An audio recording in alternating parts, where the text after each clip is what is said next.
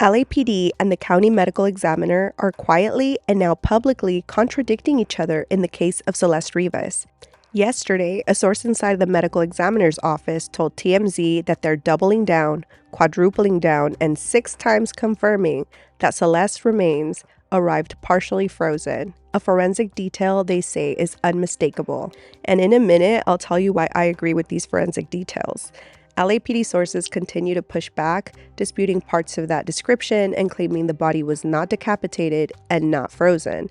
So now we have a rare moment where 2 agencies involved in the same investigation appear to be giving completely different interpretations of the condition of the remains.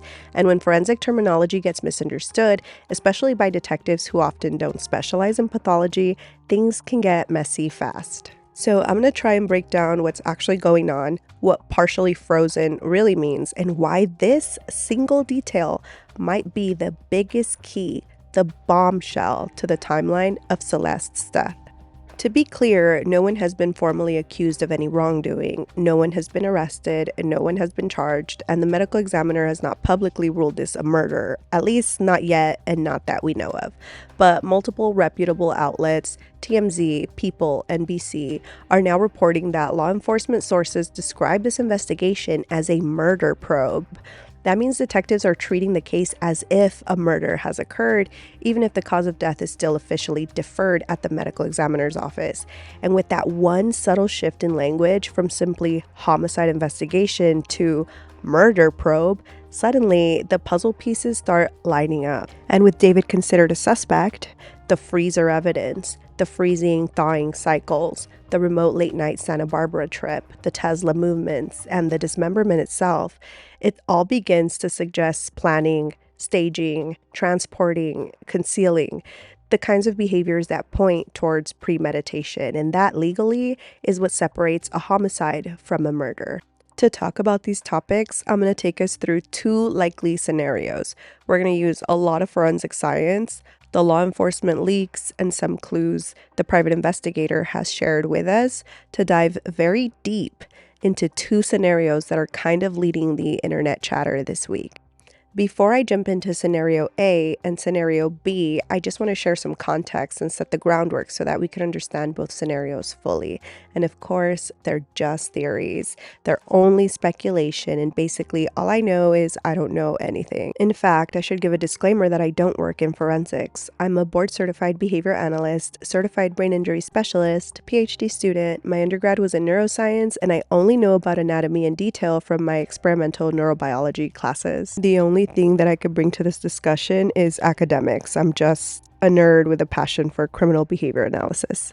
All right, so I'm setting the groundwork here. Here's the freezer reality check, the part most people online may have difficulty understanding. So, before I ever heard of any freezing reports, I had already suspected the body had been stored in a freezer, and I'll explain why in a minute.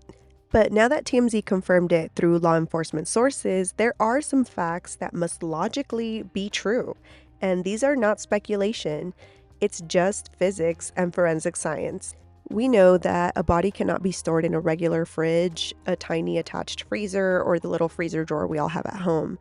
To freeze a torso, you need a deep freezer, a chest freezer, a big standalone freezer, a storage unit with power to plug in a large freezer, or a large freezer inside a big enough house. There's no other way that I could think of for a body to remain frozen long enough to create internal ice crystal patterns. So this part's pretty simple. Someone had access to a large freezer for weeks, but most likely for months. And that's not speculation, that's just physics. Also, I've heard a lot of confusion about this. I think when people hear frozen or partially frozen, they imagine literal chunks of ice. That's not what forensic specialists likely mean. Even in a severely decomposed, dismembered body, freezing leaves structural injuries that last indefinitely. Decomposition destroys soft tissue, yeah, but freezing damages cells, organs, bone marrow, and cut surfaces, and those signs survive long after the body has thawed. Okay, so I'm done laying the groundwork, and I need everyone to really lean in for this part because what I'm about to explain might actually be the single most important forensic clue in this entire case. Okay, lock in, and here we go. The medical examiner right now already knows something that the public does not. Something huge. They know what state the body was in when it was dismembered. They know if the body was frozen, fresh, partially thawed, cut after sitting for weeks, cut while rock hard like a block of ice. Oh, trust me, this is not a mystery to them. This is not ambiguous or guesswork, because even with severe decomposition, even with dismemberment, even after transport, the body tells the truth. It cannot hide what it went through. And let me explain exactly why. Okay, let's say that the body was frozen when it was dismembered. If a frozen limb is sawed through, the medical examiner can see it instantly. Instantly. We're talking about chatter marks from the blade bouncing on hard, icy tissue. There will be likely microfractures in the bone from cold brittleness, skips in the cut pattern, angled striations caused by frozen resistance, splintering instead of smooth slicing. There'll be marrow disruption from ice expanding inside bones. And these are not soft, subtle details. These are loud, obvious forensic signatures. I mean, you couldn't miss it if you tried. Even if a body is found dismembered, decomposed, or however, the bones still preserve these injuries perfectly. You can't erase them, you can't hide them, you can't explain them away. They survive everything. So in my opinion, this would be the bombshell, and the medical examiner already knows. They already know the sequence. They know the answer to these questions. Was she frozen before dismemberment? Was she thawing during dismemberment? Was she fresh and cut immediately after death? Was she frozen, thawed, refrozen, thawed again? This information isn't pending. This is not something that takes months. This part of the autopsy, this could be known in the first 48 hours, I'm thinking. But of course, we, the public, don't have this information yet because it belongs to the homicide detectives first. And here's why this matters, though. If she was cut while she was still frozen, then more than one person was almost certainly involved. If she was thawed at the time of cutting, the timeline shifts later, and the medical examiner knows which scenario aligns, the January unaliving scenario or the spring unaliving scenario. This is why forensic freezing is not just the detail. It is the timeline anchor that could convict someone. So now let's talk about why a frozen body would suggest two people involved. And this is where behavior analysis and biology meet. So and it's a big if the body was frozen at the time of dismemberment, then it is highly unlikely that a single person did this alone, and definitely not in 2 hours. It's not impossible, it's just extremely unlikely because frozen tissue is hard as wood.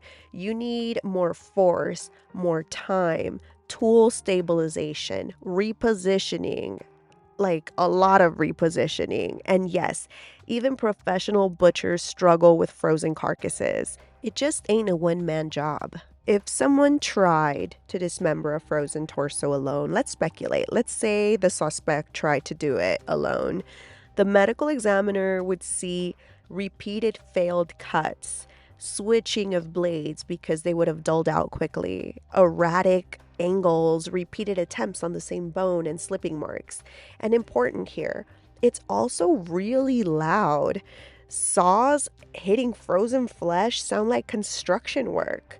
At this point, if someone tried to do this themselves and failed because of the loud noise and because it's almost impossible, I think this is the part where they would likely think, I need help and I probably need a remote location. So I'm just saying, if the body was frozen at the time of dismemberment and if somebody did help with the dismemberment, the complications that I just explained from trying to dismember a frozen body would explain that perfectly. Okay, so now let's talk about why Santa Barbara could be the key. Harvey from TMZ said detectives believe that the Santa Barbara trip is the key to this case. And I've heard people assume that it meant physical evidence that was found there, but I think it might be even simpler than that. I've also heard rumors that perhaps the medical examiner cannot determine a cause and manner of death. And so, if this is the case, I think that a charge and conviction can still be possible with circumstantial evidence, especially in these days where data surrounds us and data can be stacked with layers upon layers of evidence to be super solid. Some examples of that data could be Tesla GPS logs. They may have already the exact route that the suspect took. And then layered on top of that could be cell phone towers pinging everyone who was in the car. So, like, if two suspects traveled together, then that's gold for detectives. Also, the coastline holds pretty specific soil and sand evidence. And if it was maybe found in a tire, you could stack that and layer it into that evidence. You could even start stacking the need for a remote area to match the sound needed for cutting, whether the body had been previously frozen or not. And also, maybe you could bring in the timing and the suspect's work schedules. And if it matches a moment of panic, then you could layer that on top of the evidence that you already have. All right, so this brings us to what I really wanted to talk about, the two competing timelines, the January unaliving theory versus the spring unaliving theory. And I think this is the heart of the analysis. Was the unaliving in January or like March, April? Both are possible, but each fits the forensic picture a little bit differently, and I want to discuss that. Okay, so I just have to say again, these are just theories. And I want to say too, I don't know anything, but I just lean more towards the January unaliving theory. And I'm going to go into detail of why I think that this is kind of the place that makes more sense to me. So, January 2nd, 2025, this is the last confirmed proof of life for Celeste that the private investigator discussed. After this date, I think, as far as I know, there hasn't been a sighting or a photo or a verified trace of her. I think it's been kind of silence from her. And then, like a clock starting its countdown, David leaves Los Angeles 6 days later on January 8th through 10th. I think he was shooting a music video that I think he might have shot somewhere in the East Coast. I'm thinking Atlanta possibly, because by January 11, he's in Houston in his hometown. And then by January 20th, he's on a Delta flight again. And I know that the PI had openly asked the public, does anyone have proof of life after January 2nd? And to this day, from what I know, I don't know if anybody has different information, but from what I know, no one has produced anything solid, at least that I've seen. So I want to walk through what this possibly means. Okay, so if she passed away in early January and was placed in a freezer, that gives us 3 uninterrupted months of long-term freezing. You've got January, February, March. And why does this matter? Because the medical examiner would see that.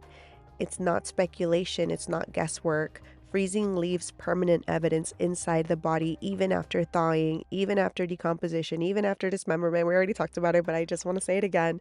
If the medical examiner found deep freeze signatures, that January theory becomes kind of the strongest explanation. Okay, so if the unaliving occurred in January and then he was busy through all the rest of January, like I had just mentioned, that brings us into February. And this would mean that the body is still in hiding. So imagine February, you have a body hidden somewhere, a chest freezer, a standalone garage freezer, a storage unit with power, or some kind of freezer in a big enough house. And life continues as usual for the suspects, right? David continues to post, he films, he rehearses, he creates content, he's building an album.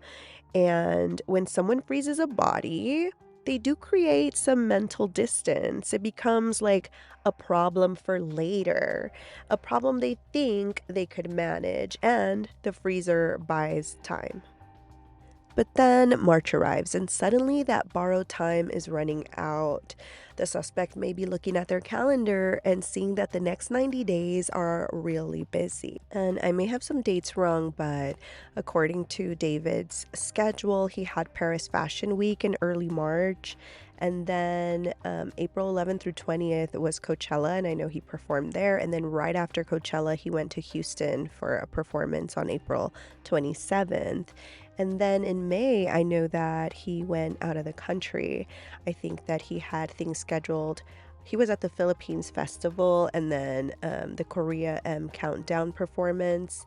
I think he wasn't back in LA until the end of May or early June because he did go to a concert at SoFi in LA on June 3rd. I think, and I might have gotten some dates wrong, but generally this is a busy schedule, and that's why we call it a panic timeline because somebody would be thinking, I cannot leave a body in a freezer for the next 90 days. And this is when a Santa Barbara trip would fit perfectly. The remote coastline, pitch black, a location he shouldn't have known about as a recent Texas transplant, hours spent there in the dead of the night, phone pings, Tesla logs, multiple people suspected. Investigators reportedly told Harvey that the Santa Barbara trip is key, and in scenario A, oh, it absolutely fits. Okay, so now this brings us to May, and I remember the private investigator, Mr. Steve Fisher, saying that starting in May, he believed that the Tesla was being parked in several different spots around the neighborhood. And I remember thinking, okay, they're playing Tetris with the Tesla. And this lines up with one thing. The body was now in the Tesla, or at the very least, maybe they were transferring parts inside. Perhaps they were attempting a temporary hide or maybe staging the vehicle for a later disposal plan, which I seem to lean more towards that theory. And this is also right before he leaves the country. People hide evidence before flying internationally every single day, and so this fits perfectly. And now it's June, and by June, if the body had been frozen for months, like scenario A suggests, inside a closed front trunk in the California heat, the body would be thawing from the outside inward. The private investigator had mentioned that the Tesla driver, the person caught on video moving it about 100 feet or so, had the windows rolled down. And why this would be? Because a thawing body smells bad, unmistakably bad, even if the inside is still partially frozen. Remember, if it's warm outside, and the core is frozen, then that means there would be meltwater around the outer layers, and this would create that forensic signature that TMZ reported about partially frozen remains. Not literally cold or icy, but internally the deep freeze signs would remain. This brings us to the final move, the day everything ends, July 29. The Tesla is moved for the last time to Bluebird Avenue, and this is the same day that the crew leaves for tour. It's the last panic decision in a long chain of panic decisions. A body that's been frozen, thawed, moved, and hidden for months finally left there because they had to get on a bus. After this, nothing left to do but hope that the city doesn't look too closely, but they did, and the car got towed, and that's why we're here. And that is scenario A. All right, so now that we've walked through scenario A, the January theory, let's talk about scenario B.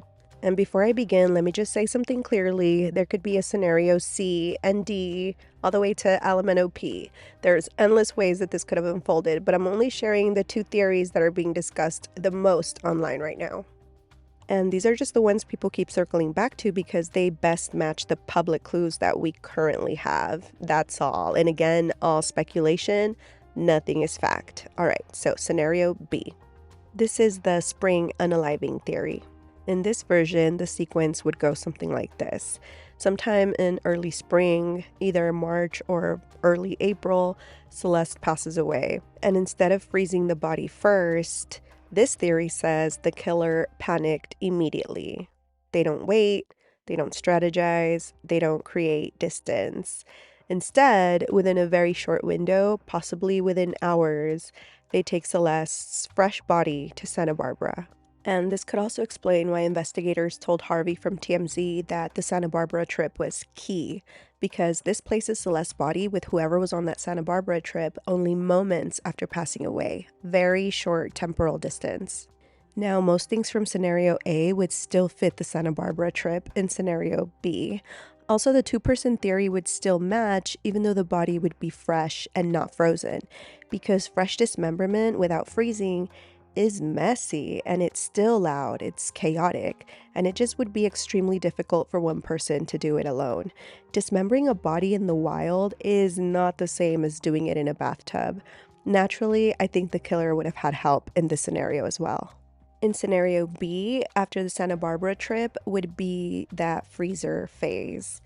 Now, here's where the forensics matter. This theory says that after the Santa Barbara trip, after the dismemberment, the killer or killers bring the body parts back to LA and place them into a large freezer, large enough to fit a torso. And this is still in March, so from March through April through early May, the dismembered parts are sitting in deep freeze for many, many weeks. And that's all the medical examiner really needs to later say these remains show signs of partial freezing. Freezing forensics don't require so many months or freezing before dismemberment. All it really requires is that the tissue was held at very low temperatures for a sustained period, usually at least several weeks. And scenario B gives you that. It gives you at least a solid 4 to 6 weeks of freezer time. Now we're in May, and sometime in May, according to the private investigator, the Tesla begins shifting around the neighborhood, so I imagine that first is parked in one spot, then parked in another, then another, maybe avoiding the street sweeper citations, who knows. And under scenario B, this is likely the stage where the frozen body parts are removed from the freezer and placed into the front trunk of the Tesla. Also in scenario B, we see that same panic timeline because David is about to leave the country for a few weeks. So again, this lines up suspiciously well. Now we're in June and July, and we got a Tesla with a closed front trunk, California's summer heat, dismembered parts that had been deeply frozen for several weeks, and now they're beginning to thaw from the outside inward. And yes, even after thawing for weeks, like scenario B, or many months like scenario A, the internal tissue still carries frozen signatures. You could see deep tissue ice crystals or permanent damage from those. You see the marrow expansion patterns and other frozen thaw structural injuries. So when the medical examiner later says the body was partially frozen, this scenario also explains that perfectly. And again, because I feel like I have to say it one more time, nobody's saying that the body was literally cold in September.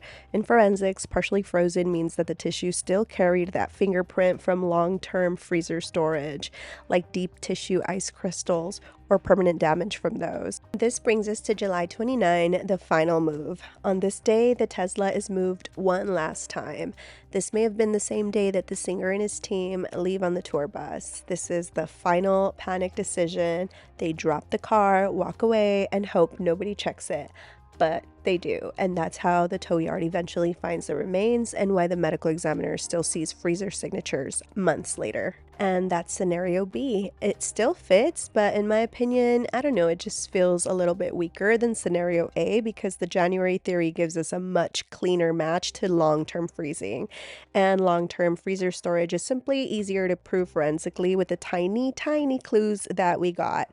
Honestly, we're probably going to learn new information later, and we're going to have to draft new scenarios from that. But for now, these are the two popular theories circulating the internet. And before I wrap this up, there are two major breaking news updates that I want to share, and both are extremely significant. First, the waterlogged fingers. TMZ reported yesterday that when the medical examiner received Celeste's remains, they couldn't even fingerprint her because her fingers were waterlogged. And this is important because waterlogging in Celeste's case can likely only happen in two situations. Either one, the body parts are exposed to warm decomposition fluids, or two, the body parts thaw after being pretty frozen, creating meltwater around the skin. In other words, waterlogged fingers equals thawing, and thawing equals prior freezing. I mean, pretty straightforward. This also means that we certainly did not have a fresh death. It heavily implies a storage timeline. And these are the kind of timelines that we just walked through in both scenario A and B.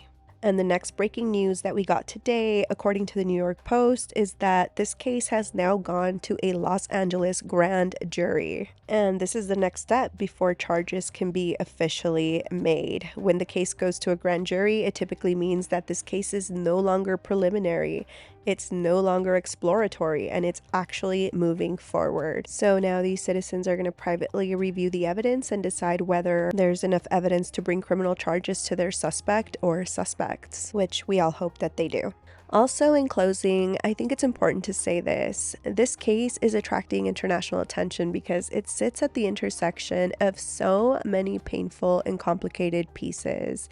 A rising artist, a body in his Tesla, a minor, a massive power imbalance, online grooming, music and videos mirroring darkness, a body that was dismembered and frozen, forensic clues most people have never heard of, and the possibility, just the possibility, that multiple people may have been involved.